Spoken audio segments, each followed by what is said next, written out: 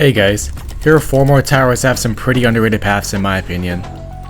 And yes, I'm quite sick right now, so if my voice sounds different, then that's why.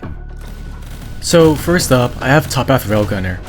Although better DPS exists in this game, I found Top Path Railgunner to perform quite well in Expert's mid game.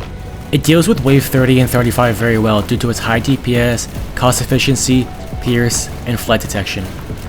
Later on, you also still have Railgunner's bottom path for Destructor and NK2+, so I think this path is quite underused in this mode.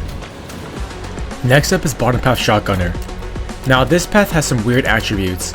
It's slower, hits more enemies, and ignores bullet resistance. And here's for the weird attribute, for some reason it has flight detection, but that's really obsolete to this tower. What makes it good is that he has an unstun ability. This is like Shield Tower's unstun, which has a smaller range, but it's incredibly cheap and doesn't take up nearly as much space as Shield Tower does.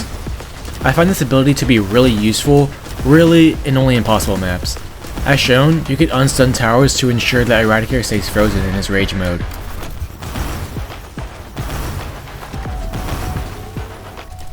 Now we have Top Path Juggernaut.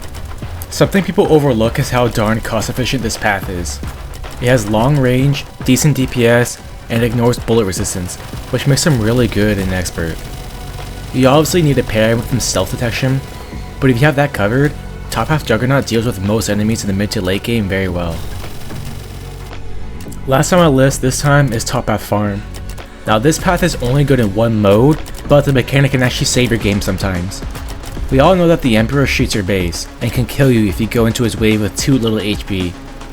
This makes the early game of Nightmare very punishing if you happen to leak some enemies.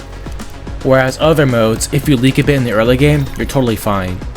If you happen to leak too much early on, you can stack some Top Path farms and regenerate your base to max to enter wave 50 with a fighting chance, instead of your entire run being ruined because of some early leaks. And you don't even need to do it as early as I was doing it in this clip. You can do it around like wave 40 and you'll still be fine. It'll regenerate most of your base health. That's everything on my list. I do hope this video helped you see some use cases for tower paths that you may have overlooked in the past. Thank you for watching.